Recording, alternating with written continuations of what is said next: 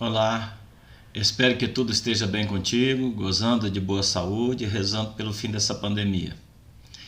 Nesse módulo 2, vamos conhecer um pouco sobre a religião, não de uma religião específica como o cristianismo, mas aquilo que define qualquer religião, em sentido sociológico, em sentido dado pela fenomenologia das religiões. Sobre a religião, pode-se afirmar que ela está presente em todas as culturas.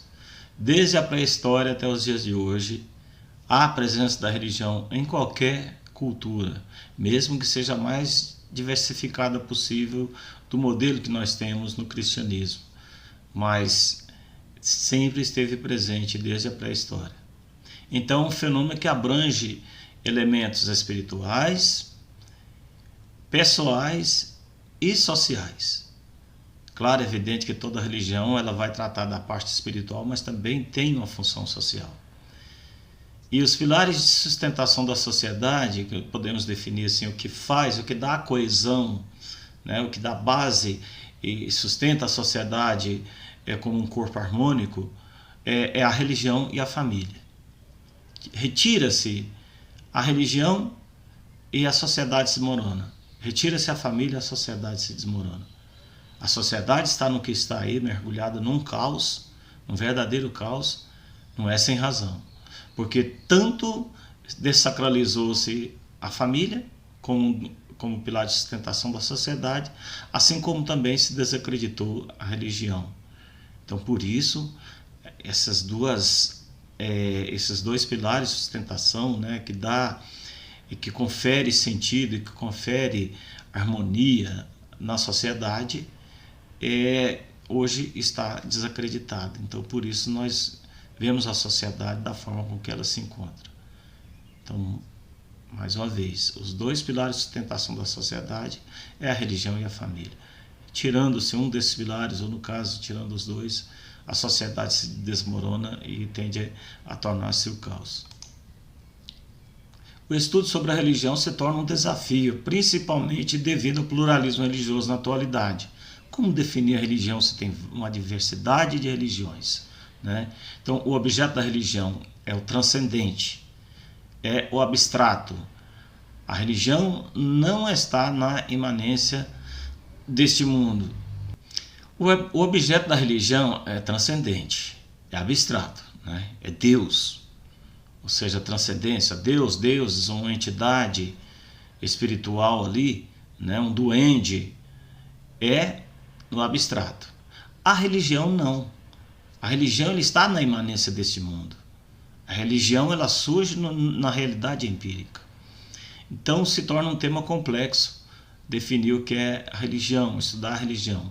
Implica ir às profundezas da alma, da vida das pessoas, dos grupos e povos para perceber ali o que é a religião. E a perspectiva de estudo da religião que nós adotamos aqui, como avisamos no início, né, do nosso estudo, é a fenomenologia. O que é a religião? É preciso aqui diferenciar o que é religião de crença ou fé. A crença ou fé é algo subjetivo. A religião tem um aspecto público, ou seja, ali uma instituição e que está ali, né, na presença de todos. Ou seja, as pessoas podem ver. Você vê se uma pessoa é crente ou não pelos seus atos, pela sua forma de agir. Mas de imediato não dá para você identificar se a pessoa tem fé ou se tem uma crença religiosa. Mas a religião ela tem seu aspecto público, porque ela se dá na visibilidade ali de um templo, né? Na visibilidade daquilo que ela oferece para os fiéis. Então a realidade presente nas múltiplas sociedades humanas, como um estado de fato cultural. E na perspectiva do fenômeno religioso, podemos dizer que ela está presente na vida cotidiana das pessoas. E é coextensiva ao homem inteiro ao longo de toda a sua história. Ou seja, tanto em seus comportamentos sociais quanto privados, o homem vai mostrar se ser um ser religioso ou não. Mas geralmente mostra ser um ser religioso, né? O que mostra claramente esse fenômeno da religião presente na concretude, ou seja, de um espaço, e também no interior, na subjetividade das pessoas. O sentido etimológico da religião. Para Cícero, né, ele vai usar o termo relegere, que significa reler, retomar, né, que é característica das pessoas religiosas, o ato de prestar muita atenção a tudo que se relaciona com os deuses, relendo as escrituras. Então, esse sentido, relegere. Lactâncio vai rejeitar a interpretação de Cícero, afirmando que a religião vem de religare, ou seja, religar. Religio é um laço de piedade útil para religar os seres humanos a Deus. E na nossa realidade, né, no contexto judaico-cristão, nós temos que ali no paraíso houve uma ruptura entre o homem e Deus devido ao pecado original, devido ao pecado dos nossos primeiros pais, né, de Adão e Eva. E a religião tem essa, é como se fosse uma fratura ali, uma fratura exposta. A religião tem essa função de religar, ou seja, de corrigir aquela fratura, né, de emendar aquela ruptura que deu, por exemplo, tomando como exemplo assim, um braço, um osso, né, fazer entalar aquilo ali, fazer com que se ligue novamente. Então a religião tem essa função, né, de religar algo que foi rompido, né, que houve uma ruptura, então vai corrigir aquela ruptura. Santo Agostinho, na Cidade de Deus, vai dizer que religio, ou religião, vem de religere, ou seja, reeleger através da religião da humanidade, né? Reelegia Deus novamente, do qual se tinha separado. Lembramos que o judaísmo sempre foi assim, um aproximar-se e distanciar-se de Deus no longo da história. Então, para Agostinho, essa reaproximação, né, ou seja, significa eleger Deus novamente. E aqui é interessante porque fala na eleição de Deus e não na eleição de um povo. É interessante isso porque nós temos um teólogo muito importante que é o Queiruga, Andrés Torres Queiruga, que ele diz que não foi Deus que escolheu o povo de Israel, mas foi o povo de Israel que percebeu o palpitar de Deus em seus corações. Ou seja, Deus se manifesta de igual modo a toda a humanidade, mas coube especificamente aquele povo perceber a presença de Deus nas suas vidas. E por isso, né, o reelege novamente a cada momento que dele se afasta e quando se aproxima, opta por Deus novamente nas suas vidas. Interessante essa linha de pensamento de Andrés Torres Queiruga.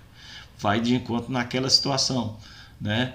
A pessoa diz, eu encontrei Jesus. Ora, se você encontrou Jesus, Jesus estava perdido. Na realidade, você não encontrou Jesus. É Jesus que te encontrou, porque quem estava perdido era você. Então, essa de escolher Deus, de Deus escolher um povo, não, foi o povo quem percebeu esse palpitar de Deus, a voz de Deus no interior do seu coração e se manifestou favorável a ela, aceitando, e coube especificamente esse povo.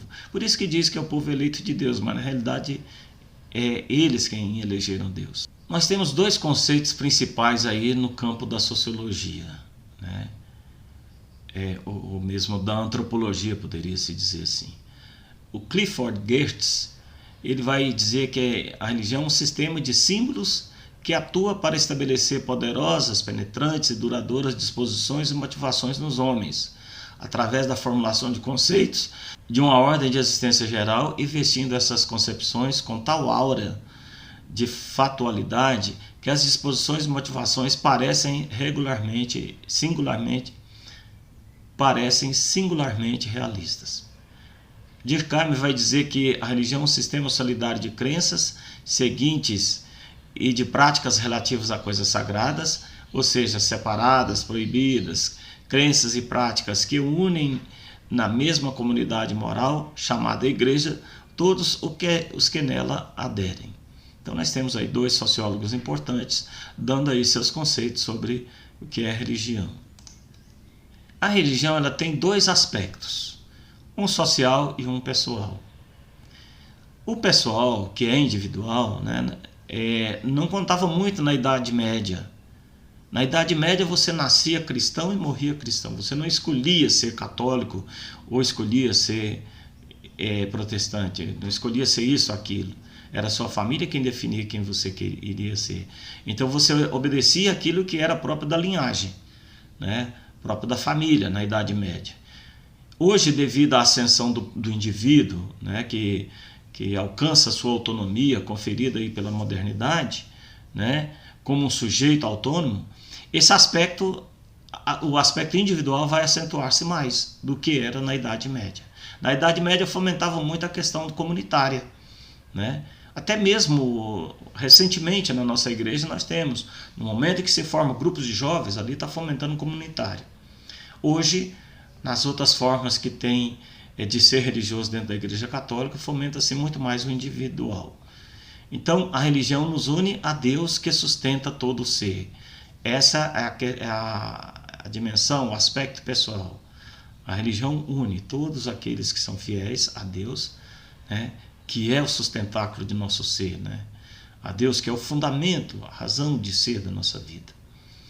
O social, que implica a questão do comunitário, que era predominante na Idade Média.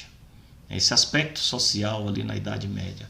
A religião era o núcleo firme da comunidade política e social, era o centro. E é interessante isso, que nas cidadezinhas de interior a gente ainda vê isso.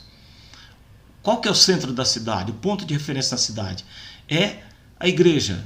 Ah, fulano, eu quero ir na casa de Beltrano. Ó, depois da igreja você dobra à direita. Ah, depois da igreja você dobra à esquerda. Ou depois da igreja você anda ali umas 3 ruas, você entra à esquerda ou à direita. O ponto de referência é a igreja, é o centro. Então, as cidades do interior ainda é reflexo daquilo que era antigamente, né? A cidade, principalmente as cidades nesses lugares que não se desenvolveu tanto, a igreja continua sendo o centro. As ruas principais passam nas laterais da igreja. Assim, na minha cidade de interior, ainda é assim. No lugarzinho onde eu morava, ainda é assim, né? Mas nas grandes cidades, não. Aí foram construindo, né, bairros chiques ali, industriais e tudo mais, e as igrejas foram saindo do centro. Já não ocupam mais o centro. Mas mostra que a religião é o núcleo firme da comunidade política e social, né? E é interessante que essa questão, as pessoas ali, naquela época, se reuniam para assistir a missa, participavam da missa, depois da missa ia para os bares, beber cachaça, jogar sinuca, né? Comer ali um sanduíche, alguma coisa assim, tudo em volta ali da igreja. Então interessante que ainda no interior ainda existe esses lugarzinhos assim, né? Mas nas cidades grandes a tendência foi construindo, e aí quem é que ocupa o centro? Já não é mais a religião, já não é mais a igreja, mas os shopping centers, né? Os grandes supermercados e tudo que estão ocupando o centro. Então hoje a religião e a sociedade se desintegraram, né? A comunidade natural, ou seja, aquela comunidade que se formava ali em torno da religião, não é mais o determinante mais forte na religião. Então a religião nos une com todos os que se unem com ele, ou seja, a religião nos une enquanto, né, no nível pessoal a religião nos une a Deus que sustenta todo o ser, ou seja, ali é você e Deus, né? No caso social, a religião une a todos aqueles, por exemplo, os batizados, né? Une todos os batizados que se unem com Deus ali no momento de um culto, né? No momento assim ali da confraternização na igreja, de encontro de casais com Cristo e tudo. Então, a religião tem esses dois aspectos, um subjetivo e o outro social. O aspecto subjetivo é aquilo que a pessoa traz de religião dentro de si, né? E o aspecto social é aquilo que a religião fomenta em termos de comunidade. Uma missa, por exemplo, tem seu aspecto social. É claro, evidente que envolve a questão da espiritualidade, mas reúne várias pessoas ali. Então, dois aspectos marcantes aí da religião, o subjetivo e o objetivo, né? O pessoal e o social. Os dois sentidos da religião, o sentido real objetivo e o sentido real subjetivo. O sentido real objetivo refere-se à instituição, ao templo, por exemplo, né? É o conjunto de noções, normas e ritos pelos quais nos ligamos a Deus. É uma crença está ligada à doutrina, ao dogma, uma prática religiosa que está ligada ao culto, à liturgia, né, os ritos, e é regulamentado. Por que regulamentado? Porque cotidianamente acontece do mesmo jeito.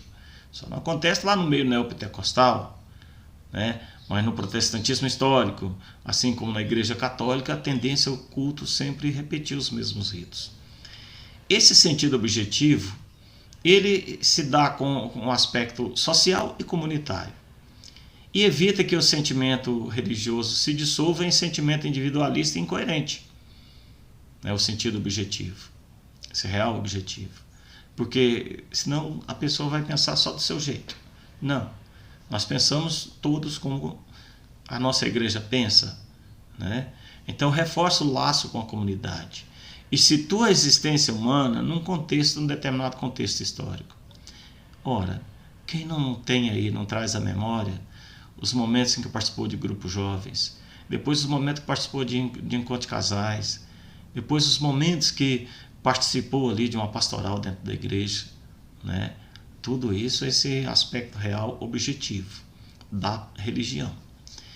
E o aspecto real subjetivo refere-se à atitude da pessoa, a criatura humana que se orienta para Deus, que traça ali seu itinerário de vida em conformidade com a vontade de Deus, né? Traça ali o seu ser na vida cotidiana em conformidade com os ensinamentos do Evangelho, com os ensinamentos de Jesus Cristo. É um sentimento, sensação de absoluta dependência que nós temos em relação a Deus, né?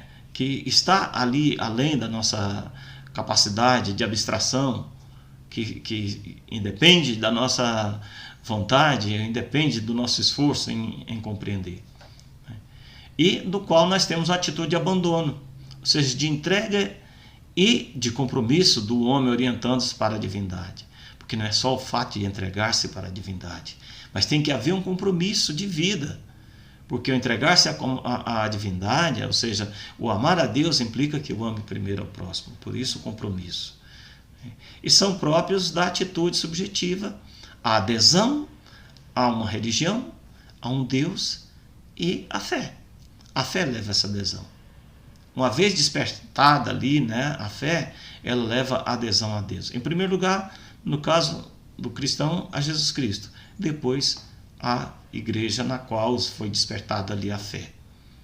Então tem esse aspecto real, objetivo, né, aquilo que a religião concorre para a vida social, e subjetivo, aquilo que a religião concorre para a sua vida ali individual, né, na sua subjetividade, ali a forma que você tem de orientar-se para Deus, mas sem jamais deixar de ter o compromisso devido, né, que é o compromisso entre a fé e a vida. Então há uma relação dialética aí, né, como um aspecto social e individual, também um aspecto objetivo e subjetivo são dialéticos. Isso é, evocam-se mutuamente. Eu não sou cristão estando sozinho sempre, mas eu sou cristão estando sozinho e também sou cristão porque eu me uno a outras pessoas igualmente cristãs e que foram batizadas como eu. Evoca-se mutuamente, como num diálogo sem que um possa ser seduzido para o outro. Não se reduz à mesma realidade. Alguém pode, por algum tempo, rejeitar uma certa forma de religião objetiva. Por exemplo, o catolicismo, sem perder a fé subjetiva como adesão a Deus. Mas os dois aspectos evocam-se mutuamente. Eu tenho um irmão que ele nunca vai na igreja católica, mas ele jamais se esquece que ele foi batizado na igreja católica. Então sempre tem essa questão, evoca sempre o ser católico. E assim acontece, muita gente que não vai na igreja. Mas os dois aspectos evocam-se mutuamente. O homem procurará logo ou tarde alguma forma objetiva para encarnar a sua fé. Interessante isso. Tanto tempo está ali, meu irmão, sem ir para a igreja rezar. E nesse tempo de pandemia, talvez movido pelo medo, minha cunhada me passou ontem, né, nas mensagens, eu sempre passo as mensagens de reflexão diária que eu faço, né, eu passo para ela. E na reflexão, em resposta à reflexão, ela falou assim: você sabia que nós estamos todo domingo agora participando da missa do Padre Marcelo na Rede Globo? Aí digo que estão se voltando para Deus. Então, ali está na memória, né?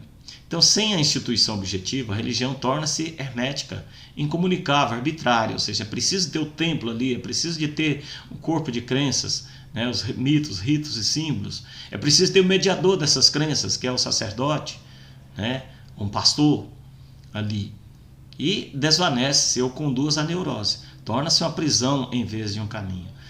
Ou seja, tem que haver essa abertura para não cair no fundamentalismo religioso. Tem que haver esse aspecto social objetivo. E sem a paixão subjetiva do indivíduo também, a religião se torna vazia.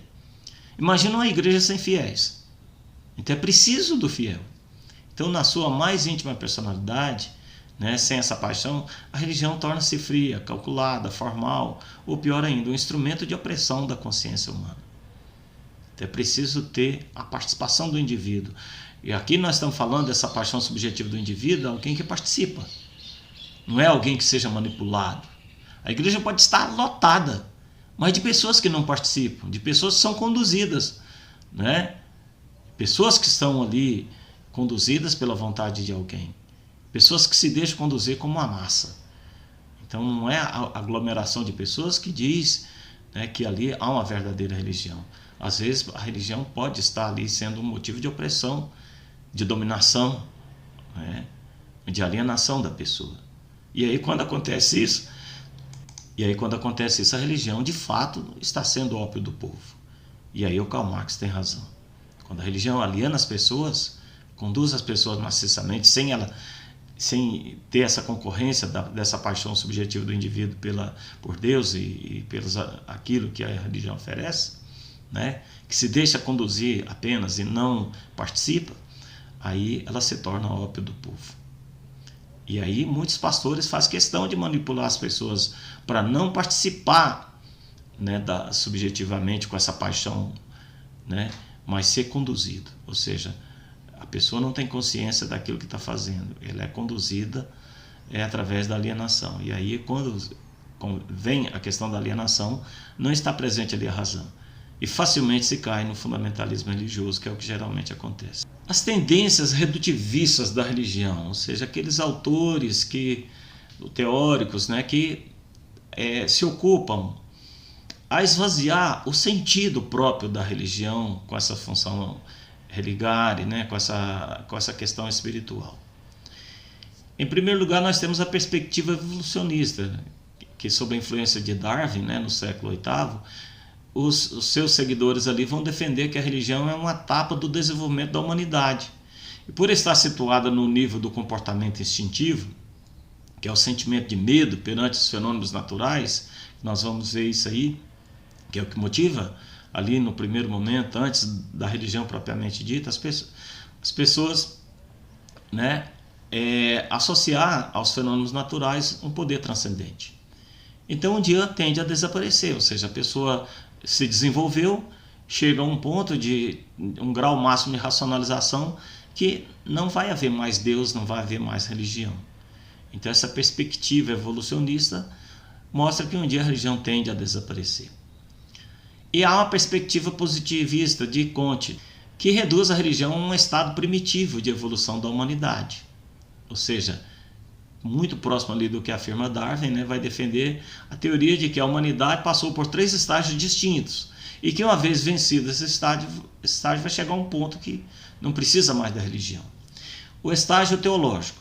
O homem explica tudo por meio de forças sobrenaturais. Ali no animismo, né? O homem é um com a natureza tem vida, e tem vida espiritual também. Então, por meio de deuses, né, no politeísmo, ou por meio de um Deus no monoteísmo, mostra claramente esse estágio aí teológico. Então, esse estágio corresponde à religião. O estágio metafísico, que é da explicação da existência das coisas através da filosofia, inclusive de Deus. O homem explica as coisas por meio de conceitos mais elaborados, mais abstratos. E o estágio positivo, da ciência, que é o que corresponde ao momento presente. Corresponde à superação do conhecimento abstrato e tudo se passa a se explicar através das leis empíricas. Ou seja, para que nós vamos acreditar em Deus e na religião se Deus não pode ser demonstrado empiricamente? Você não pode trazer Deus para um banco ali de um laboratório, ali para uma mesa de laboratório ali, e dissecar Deus e mostrar, isso aqui é Deus, né? Não, você não tem como fazer isso, então Deus não existe. Logo, aquilo que a religião prega é uma mentira. Então, por isso, o estágio positivo vai afirmar que Deus e a religião não existem. Não tem razão de ser. Porque não pode ser experimentado, né? Não é objeto de experimentação empírica, ou seja, laboratorial. Eu não tenho como comprovar fisicamente a existência de Deus através da ciência. Ainda aí, nessas tendências redutivistas da religião, nós vamos ter a perspectiva psicológica. A religião é reduzida a um problema psicológico. O milagre tido como sugestão, imaginação e projeção da própria mente. Então Freud vai dizer que a religião é um fenômeno de sublimação sexual. Ou seja, devido ao complexo de Édipo, que ele se revolta com o pai porque ele quer possuir a mãe, ele se apaixona pela mãe, a divindade é uma simples projeção ampliada da imagem infantil do pai. Ou seja, eu crio a religião e crio Deus para poder desabafar, né? Para compensar aquele pecado que eu tenho de desejar a própria mãe, ou seja, de ter no pai um concorrente. Então o Deus pessoal não é outra coisa que, psicologicamente, senão um pai transfigurado, transformado num Deus no qual se depende. Trata-se de uma revolta instintiva em que o indivíduo encontra uma fonte de arrependimento e de remorso, e a solução dessa obsessão angustiante se dá nas práticas religiosas, porque eu posso ir ali na igreja e me confessar pelo meu pecado. Então é uma autoprojeção. A religião e Deus é uma autoprojeção da mente. Eu crio a religião para dela eu recorrer para me desabafar, como se a religião e Deus fossem uma válvula de escape. Então essa perspectiva de Freud, ela mostra que a religião é uma autoprojeção da mente do próprio indivíduo. Ela é criada pela própria mente humana e não que ela de fato sempre existisse objetivamente. O Jung ele já vai reconhecer a importância da religião ao afirmar que entre todos os meus pacientes de mais de 35 anos, não há um sequer para quem o problema fundamental não seja a atitude religiosa. Em última análise, todos se tornaram doentes porque haviam perdido a força da crença religiosa. Nenhum sarou enquanto não se reencontrou religiosamente. Então, o Jung ele vai ali analisando, né, as pessoas com quem que ele fazia tratamento, né, ele mostra claramente essa questão, como se fosse uma doença espiritual, que as pessoas estivessem sofrendo pela falta de Deus nas suas vidas, pela falta da religião. Lembrando que o Jung ele está ali, ele vive num momento que a secularização vai atingindo o pico, né? Ali já tende a atingir o pico, ou seja, a secularização que vai afirmar que a sociedade, a vida, o governo, tudo funciona muito bem, perfeitamente, sem Deus e sem a religião. Na perspectiva marxista, nós vamos ter essa tendência redutivista da religião, né, de uma forma muito realista. Marx, né, que é uma figura exemplar do combate entre o ateísmo materialista e o idealismo cristão. Né? Então ele vai dizer que a religião é ópio do povo, isso em 1844. Ele vai dizer que a religião é enganação, a religião é um motivo de alienação das pessoas. Ou seja, tirar as pessoas da realidade empírica e lançá-las a uma realidade abstrata que para ele não existe. Afinal de contas, ele é ateu. Então a religião é reflexo das condições básicas do sistema de produção. Ele vai afirmar que a aflição religiosa é, ao mesmo tempo, a expressão da verdadeira aflição e o protesto contra essa verdadeira aflição. Ou seja, o sofrimento que as classes populares têm ali pela opressão e tudo, vai espelhar isso na religião. Então a religião é o suspiro da criatura oprimida. Ou seja, mais uma vez a ideia de uma válvula de escape. O coração de um mundo sem coração. O espírito de uma situação sem espiritualidade. Ela é o ópio do povo. Então, o Marx ele vai dizer que a religião é exatamente essa válvula de escape pelas tensões produzidas ali, principalmente no meio operariado. Né? Que as pessoas são oprimidas, sofrem e têm a forma de compensar esse sofrimento, a sua aflição ali na religião. Então, por isso, ela é tida como ópio do povo.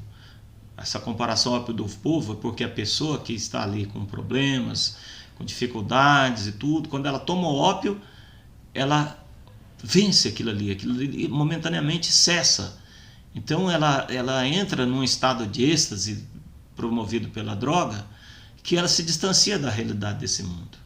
Então, por isso ele vai dizer que a religião produz esse efeito, né? Que a religião suspende momentaneamente ali a aflição, o estado de aflição, de sofrimento, de opressão das pessoas, para depois voltar a estaca zero novamente na vida cotidiana, serem explorados novamente durante toda a semana, recebendo baixos salários ali, chega no final da semana, procura a religião e ali para compensar todo o sofrimento que se tem durante a semana.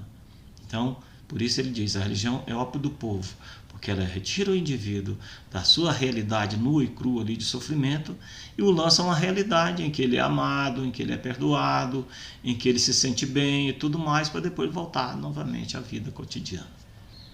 Por fim, nós temos aí a perspectiva sociológica redutivista da religião.